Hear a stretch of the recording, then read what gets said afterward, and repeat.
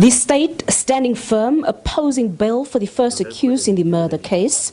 Testifying for the state, the investigating officer concluded his testimony through the help of a court interpreter and reiterated that the three men before court are dangerous for society and should not be released in the interest of justice. Especially the first accused, 36-year-old Elia Maeko, who is fighting for bail.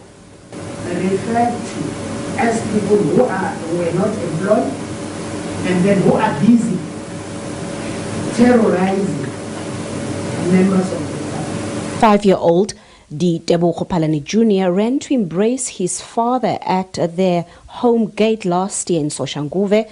The state alleges that the little boy instead came face to face with these three men as they were hijacking his father's bakkie. One of the men allegedly fatally shot the toddler. His father says his family is frustrated by the delays in the case, but the IO's testimony inspires.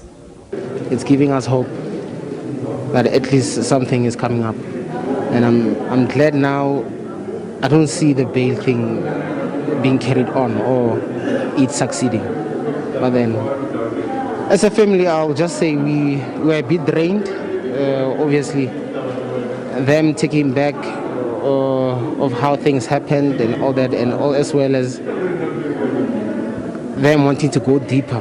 So it's quite challenging, but then we have to be strong because we need justice. The three accused apparently have a street name.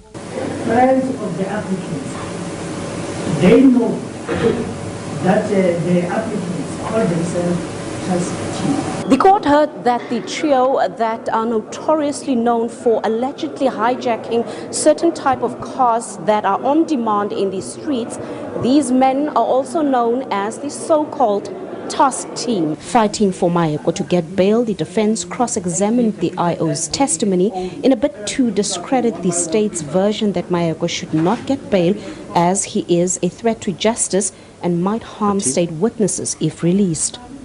Did he point out the scene where the crime was committed, allegedly committed, and also point out where the crime was sold voluntarily?